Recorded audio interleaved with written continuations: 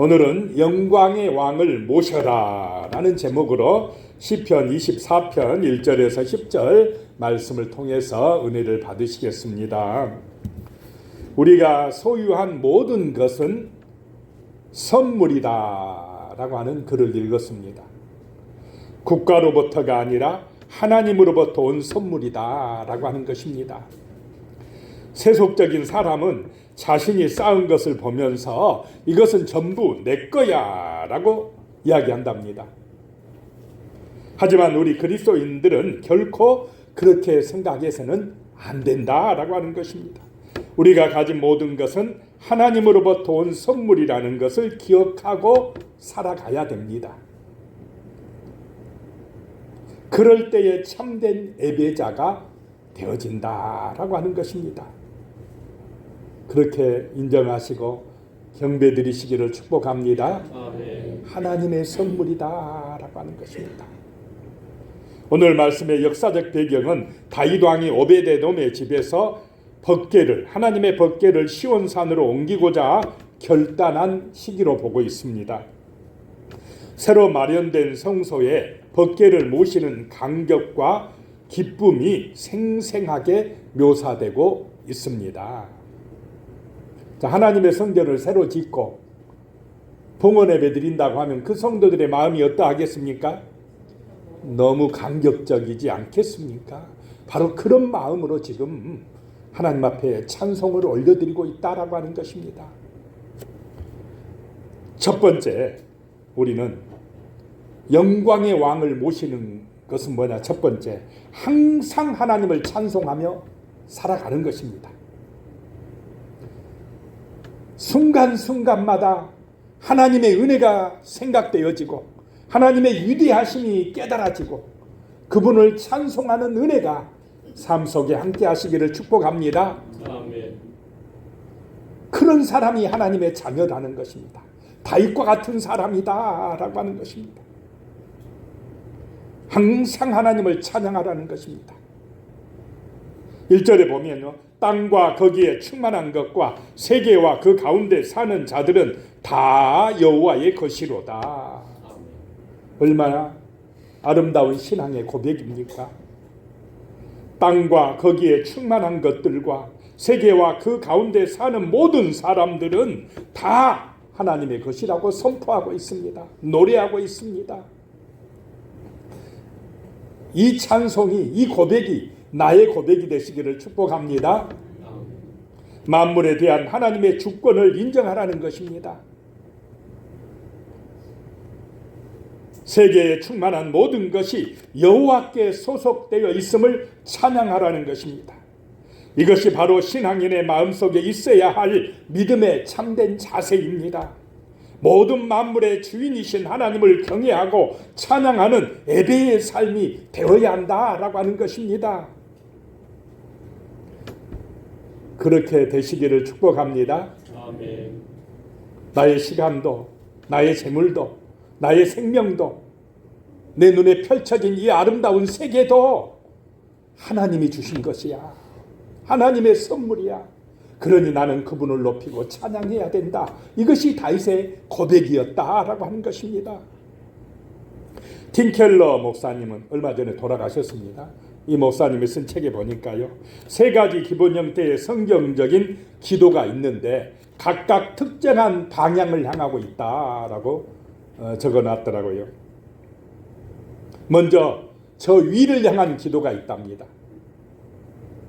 하나님을 찬양하고 하나님께 감사하는데 초점을 맞춘다라고 합니다. 그 다음에 내 안, 내 마음, 내 속을 향한 기도가 있는데 자기 성찰과 죄의 고백에 초점을 둔다고 합니다. 그 다음에 세 번째는 밖을 향한 기도인데 강구와 중보에 초점을 두고 있다라고 합니다. 그런데 우리 대부분의 기도는 이 밖을 향한 기도에 가장 많이 초점을 두고 있답니다.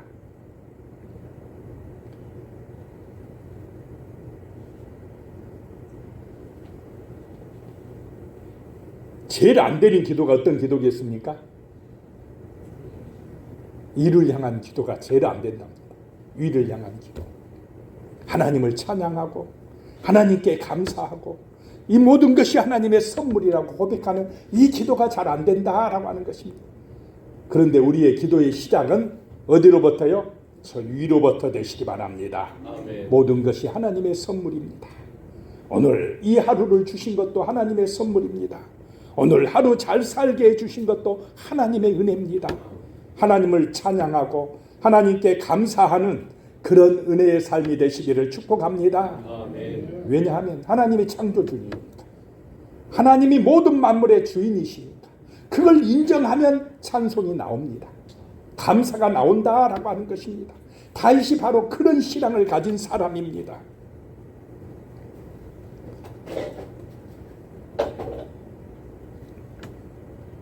우리는 햇빛을 볼 때나 비가 올 때도 누구를 생각해야 됩니까?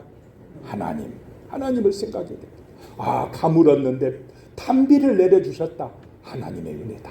이렇게 생각하며 찬양하는 것입니다. 또 햇빛이 찬란하게 빛나서 그 햇빛으로 곡식이 익어간다면, 열매가 맺는다면 또 누구를 생각해야 됩니까? 하나님을 생각하고 찬송하고 경배드리자라고 하는 것입니다.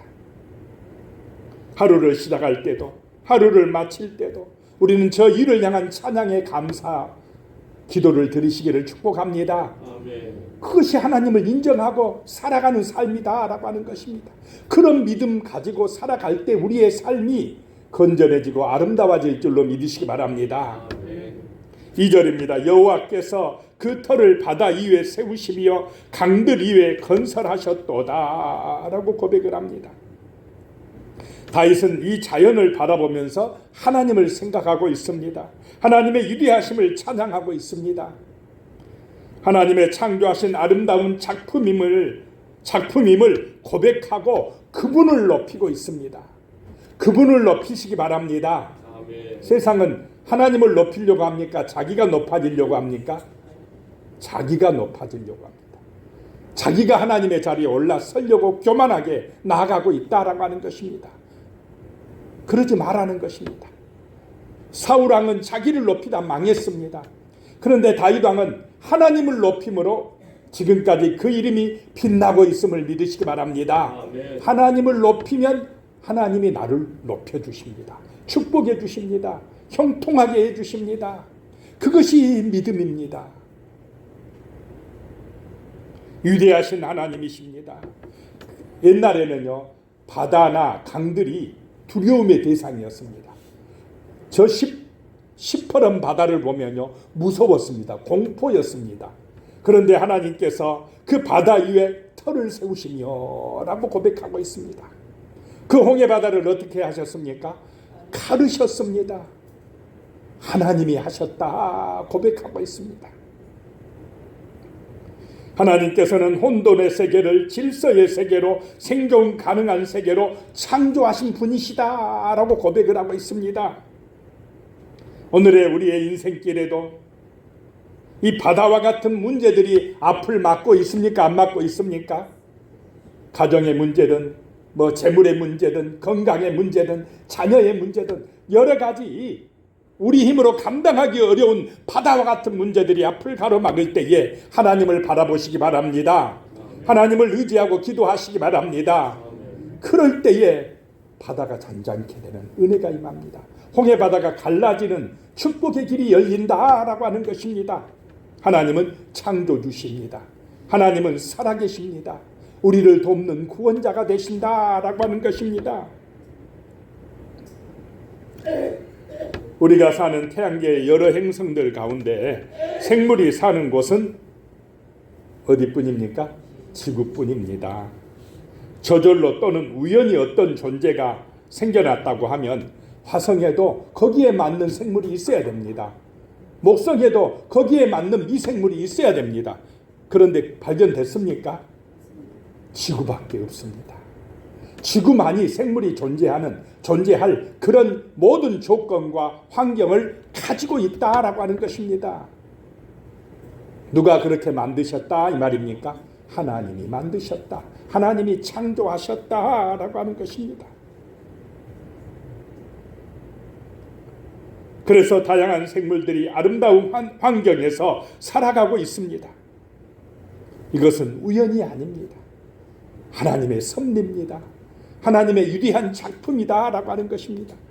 그래서 이런 자연 만물을 바라보면서 누구를 찬양하라는 것입니까? 하나님을 찬송하라라고 하는 것입니다.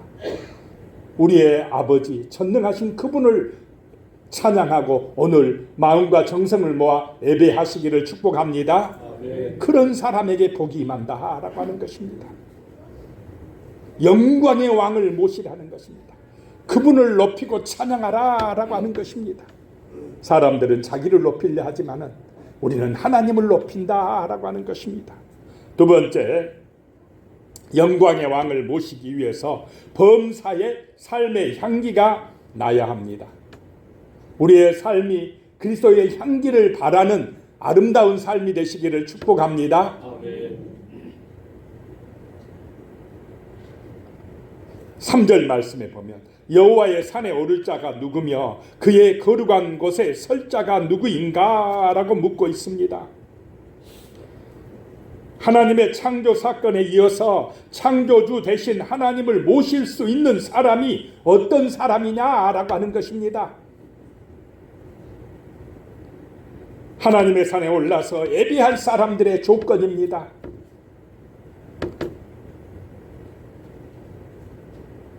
하나님께 참된 예배를 드리는 자들의 모습을 그리고 있습니다.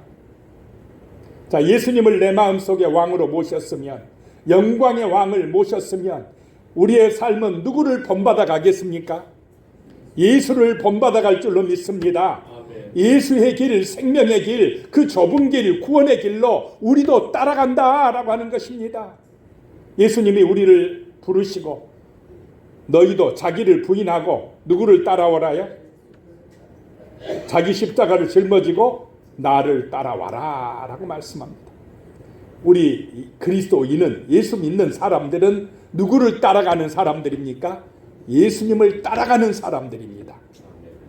예수님을 본받아가는 사람들입니다. 예수님의 삶을 본받아가는 사람들입니다. 예수님은 이 땅에 오셔서 자기 영광, 자기 욕심, 자기 이익을 추구합니까? 하나님의 영광을 추구합니까? 하나님의 영광을 위하여 내 뜻을 내려놓고 누구의 뜻을 따라요? 하나님의 뜻을 따라. 하나님의 뜻은 하나님의 말씀대로입니다. 성경대로 살려고 몸부림치셨다라고 하는 것입니다. 그러한 삶이 세상을 살리는 삶이요 구원하는 삶인 줄로 믿으시기 바랍니다. 그 길이 쉬운 길입니까? 어려운 길입니까? 어려운 길입니다. 그래서 좁은 길이라 그러셨습니다. 자, 어떤 사람들이 하나님의 산에 오를 수 있느냐라고 하는 것입니다. 4절 나옵니다. 곧 손이 깨끗하며 마음이 청결하며 뜻을 허탄한 데 두지 아니하며 거짓 맹세하지 아니하는 자로다. 자, 하나님의 성전에서 예배하는 사람들의 모습이다라고 하는 것입니다. 여호와의 산에 오를 자 첫 번째, 손이 깨끗하다라고 하는 것입니다. 히브리인들에게 있어서 손은 행실을 상징합니다. 왜냐하면 손은 인간의 의지를 수행하는 가장 중요한 기관이기 때문에 그렇습니다. 하나님은 우리가 세상 속에서 정직하고 의로운 행동으로 구별되기를 원하십니다.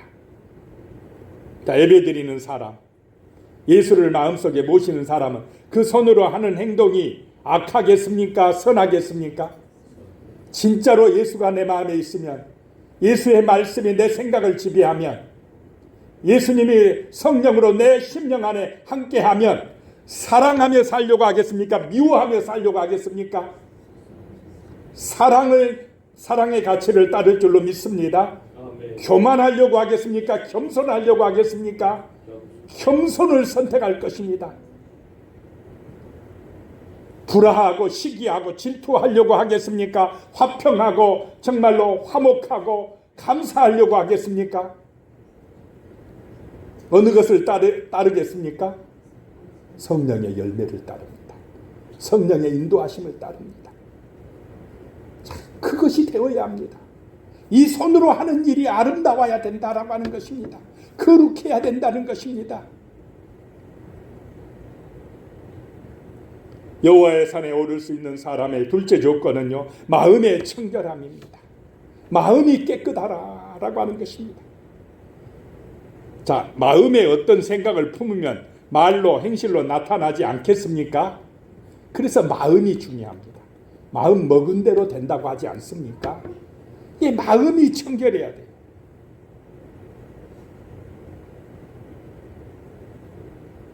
예수님께서도 마음이 청결한 자는 복이 있나니 그들이 하나님을 볼 것이며 라고 했습니다.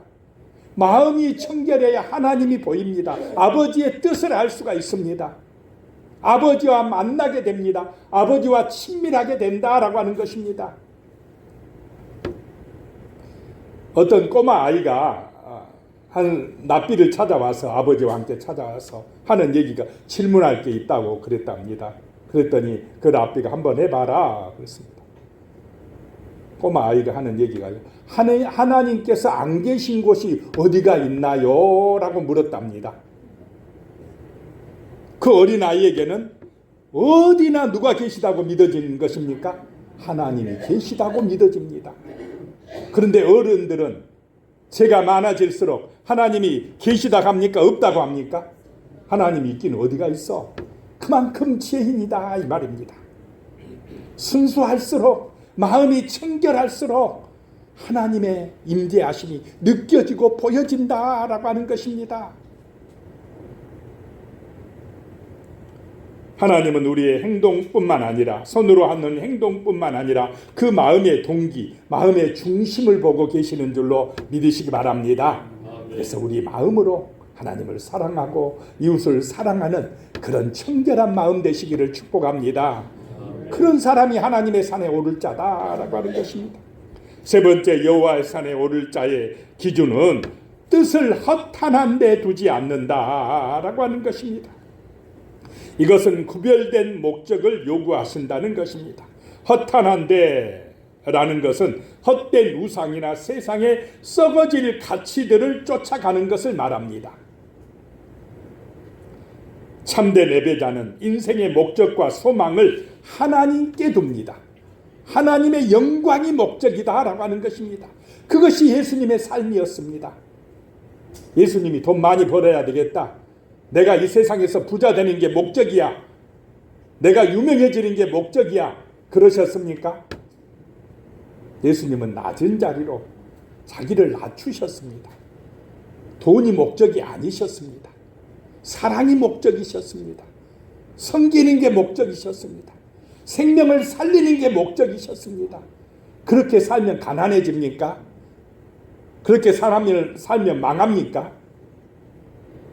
그런 사람이 정말로 귀한 사람이고 복받을 사람이고 그 사람 때문에 가정이 살고 이웃이 살고 나라가 발전할 줄로 믿으시기 바랍니다. 아멘. 어떤 사람들 때문에 망합니까? 세상이 자기밖에 모르는 사람들, 이기적인 사람들, 탐욕에 빠진 사람들, 우상에 빠진 사람들, 그런 사람들 때문에 세상이 망해가는 것입니다. 우리의 뜻이 정말로 아름다운 것에 있기를 축복합니다. 하나님의 뜻에 있으시기를 소망합니다.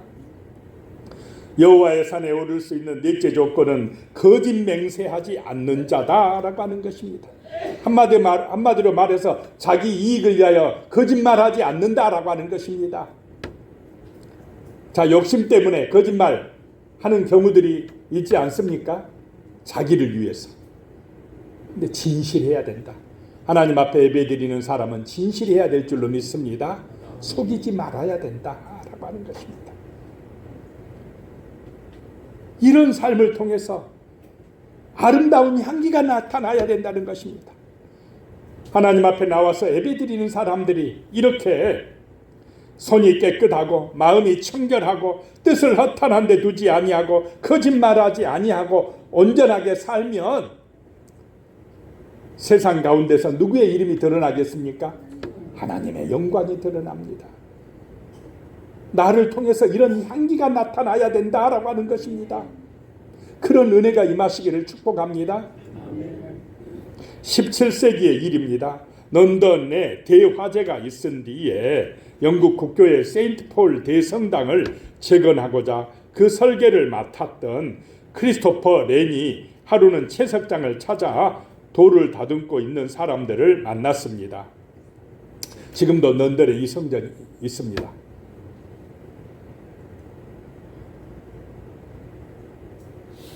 돌을 쪼고 있는 한 사람에게요, 당신은 무엇을 하고 있습니까? 라고 물었습니다.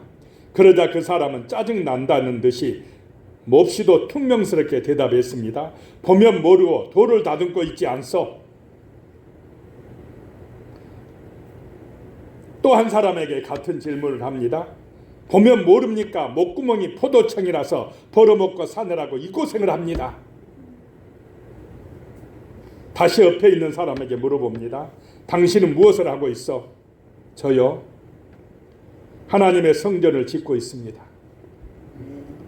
저는 사실 재짓고 감옥에 있을 때 거기서 돌 다듬는 기술을 배웠습니다. 전과자였습니다. 그러나 지금은 감옥에서 나와 자유로운 몸으로 하나님의 성전을 짓기 위하여 돌을 다듬고 있습니다. 자, 하나님은 누구를 받으시겠습니까? 이 세 번째 사람. 그냥 돌을 다듬는 게 아닙니다. 나는 일을 하고 있지만 하나님의 성전을 짓고 있다고 그렇게 고백하는 그 사람이 삶에서 향기를 내는 사람이요, 하나님이 받으시는 사람이다 라고 하는 것입니다. 자, 우리의 일상에서 그렇게 사시기를 축복합니다. 돈 벌어 먹어야 되니까 할 수 없이 일합니까? 할 수 없이 농사 짓습니까? 할 수 없이 바다에 나가십니까? 그 일을 우리는 통해서 누구의 영광을 드러내라는 것입니까? 하나님의 영광을 위하여 내가 일하고 있습니다. 교회 청소를 할 때도 밥을 할 때도 누구를 위하여 삽니까? 하나님의 영광을 위해서 내가 쓰임받고 있으니 감사합니다라고 살아가시기를 축복합니다. 그것이 바로 삶에서 하나님의 향기를 내는 것이고 참된 예배자의 삶을 사는 것이다 라고 하는 것입니다.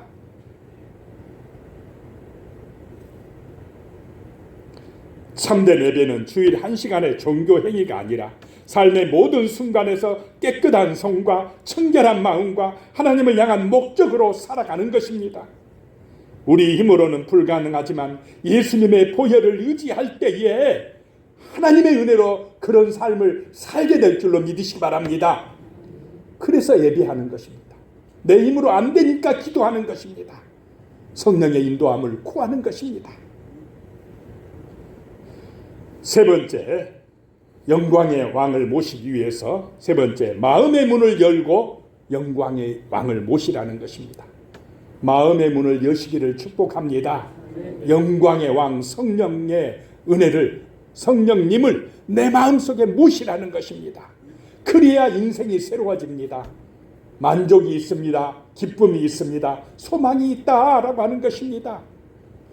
돈을 많이 버는 게 먼저가 아니고 세상에서 명예를 얻는 게 먼저가 아니고 영광의 왕을 내 마음속에 모시는 것이 우선되시기를 축복합니다. 아멘. 그래야 인생이 풀리기 시작합니다. 어떤 시험이나 고난도 이기게 됩니다. 7절입니다. 문들아 너희 머리를 들지어다. 영원한 문들아 들릴지어다. 영광의 왕이 들어가시리로다 라고 말씀합니다. 성소의 문을 향하여 머리를 들지어다라고 내인들이 소리치고 있습니다. 하나님의 법궤가 들어온다. 빨리 문을 들어라 이 말입니다. 영광의 왕이 들어가신다는 것입니다. 우리는 닫힌 마음의 문을 활짝 열어야 됩니다. 우리의 마음 문은 교만, 불신, 과거의 상처, 세상 염려 등으로 굳게 닫혀 있을 때가 많습니다. 머리를 들라는 것은 그런 장애물을 제거하고 왕을 맞이할 공간을 만들라는 명령입니다. 나의 생각과 고집을 내려놓고 왕의 다스림을 받을 준비를 하라는 것입니다. 이 시간 마음의 문을 여시기 바랍니다. 아멘. 영광의 왕이 들어오신다는 것입니다. 한 책에서 읽은 내용입니다. 당신이 치명적인 질병을 진단받았다고 생각해 보세요. 의사가 매일 밤 잠들기 전에 특정 약을 먹지 않으면 몇 시간 안에 죽게 됩니다. 절대 빠뜨려서는 안 됩니다. 단 하루도 잊으면 안 됩니다. 내가 그런 병에 걸렸다면 약을 저녁마다 먹겠습니까? 안 먹겠습니까? 안 먹고 자면 몇 시간 만에 죽는다면 안 먹을 수 있습니까?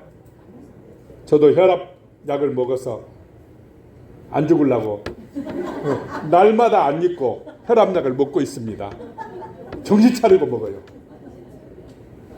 잊으면 됩니까? 안 됩니까? 안 된다 이 말입니다. 절대로 잊으면 안 됩니다. 그만큼 절박하다는 것입니다. 그런 약처럼 중요한 것이 우리가 매일 하나님께 드리는 기도가 그렇다 이 말입니다. 기도하지 않는다면 우리가 직면한 모든 문제 앞에서 우리는 버틸 수가 없습니다. 시험을 이길 수가 없습니다. 구약과 신약을 묵상하고 기도하는 것은 하루도 빼먹고 가서는 안 될 우리 영혼의 약입니다. 육신의 병도 어디서 옵니까? 마음에서 옵니다. 영혼에서 옵니다. 내 영혼이 잘 돼야 돼요. 내 영혼의 약은 말씀입니다. 말씀에 은혜 받고 기도해야 됩니다. 빼먹으면 안 됩니다. 이거 귀찮아, 시간 없는데. 그러니까 힘들어집니다. 인생이. 내 영혼이 풍성해지면, 은혜 받으면 육신도 잘 될 줄로 믿습니다. 삶의 문제를 뚫고 나가는 하나님의 능력을 받습니다. 하나님이 지켜주십니다. 은혜 주십니다. 형통하다 이 말입니다. 그래서 날마다 이 약을 드시기를 축복합니다. 8절입니다. 영광의 왕이 누구시냐? 강하고 능한 여호와시요 전쟁에 능한 여호와시로다. 찬양대가 노래하고 있습니다. 뭐라고 노래하느냐? 영광의 왕이 누구시냐고 지금 노래하고 있습니다. 그랬더니 다른 쪽에 있는 또 찬양대가 받습니다. 강하고 능한 여호와시요 전쟁에 능한 여호와시라고 노래하고 있습니다. 한쪽 찬양대가 영광의 왕이 누구시냐 노래하니까 다른 쪽 찬양대가 강하고 능한 여호와가 영광의 왕이시라고 받고 있는 것입니다.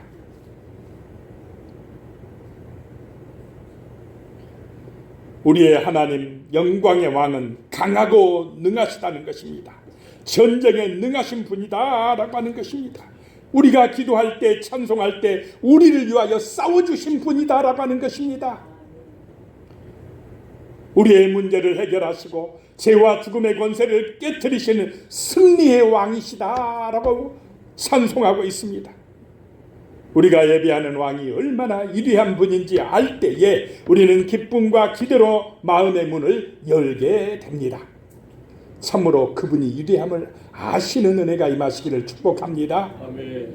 7살짜리 남자아이가 장난감 트럭을 가지고 놀고 있었습니다. 잘 놀다가 그냥 트럭이 망가져 버렸습니다. 그러면 어떻게 됩니까? 이 아이는 이제 울고불고 난리 났어요. 이거 망가져가지고, 트럭 망가져가지고. 아버지한테 찾아와서 울면서 이거 고쳐달라는 것입니다. 때를 씁니다. 아버지가 뭐 즉각 고쳐지면 좋겠지만 못 고치면 어떻게 됩니까? 좀 기다려야 되지 않습니까? 그 아이에게 아버지가 좋은 소식을 전합니다. 내가 한 번도 본 적이 없는 먼 친척이 방금 돌아가셨는데 너에게 1억 달러의 유산을 남기셨단다. 아이가 좋아하겠습니까? 울고 불고 난리 나요. 빨리 고쳐내라. 1억 달러? 1억 달러가 얼마입니까? 모르죠. 우리 돈 1억인가? 제가 찾아봤어요. 1억 달러가 우리 돈으로 얼마인가? 1389억 5천만 원. 많지 않습니까? 1억도 많은데 1389억 5천만 원. 그거 유산으로 내 것이라고 지금 내 이름으로 유산이 등록이 됐는데도 그 가치를 모르니까 이 장난감 지금 트럭 못 고쳤다고 울고불고 난리 났다라고 하는 것입니다. 이와 마찬가지로 우리 그리스도인들 역시요, 예수님 안에서 우리가 소유한 그 모든 것이 얼마나 위대하고 큰 것임을 아십니까? 알면은 감사가 나와요. 정말로 찬송이 나옵니다. 자, 천국에 내 집이 이 땅의 가치로 따지면 얼마나 가겠습니까? 모르지 뭐. 계산을 안 해봤습니다. 그 집이 있다 이 말입니다. 사람들이 안 죽게 해준다면, 이 육신 병 낫게만 해준다면 돈 아까워합니까? 부자들? 돈이 아깝습니까? 내가 안 죽게만 해준다면. 그런데 나는 지금 안 죽은 영생의 은혜를 받으셨습니까? 안 받으셨습니까? 뭐 가봤어야 알지. 천국은 보장이 되어 있습니다. 우리는 믿음으로 천국의 영생의 축복이 보장된 사람들입니다. 아멘. 거기는 눈물도 고통도 아픔도 질병도 두려움도 죽음도 없는 곳입니다. 그것이 보장되었다면, 그 영생의 축복만 확실하게 믿어진다면 우리는 누구보다도 더 부유하고 강격하고 찬송하고 기뻐할 사람들인 줄로 믿습니다. 아멘. 이 하나님의 놀라운 은혜를 깨닫고 아는 놀라운 역사가 오늘 예배 시간에 함께 하시기를 축복합니다. 아멘. 그 은혜를 주시고자 영광스러운 왕이 지금 우리 마음속에 들어오신다는 것입니다. 9절에요. 문들아 너희 머리를 들지어다. 영원한 문들아 들릴지어다. 영광의 왕이 들어가시리로다. 이 영광의 왕 성령 하나님을 내 마음속에 모실 때에 이 구원의 축복, 영광의 면류관이 우리에게 임한다라고 하는 것입니다. 기도하겠습니다. 살아계신 하나님, 능력의 하나님이 되심을 믿습니다. 영광의 왕을 내 마음에 모시고 살아가게 하여 주시옵소서. 항상 하나님을 찬송하게 하여 주시고, 항상 하나님 앞에 예배드리는 자로서 삶의 향기가 나게 하여 주시고, 영광의 왕을 마음에 모시고 살아갈 수 있도록 축복하여 주시옵소서. 예수님의 이름으로 기도드리옵나이다. 아멘.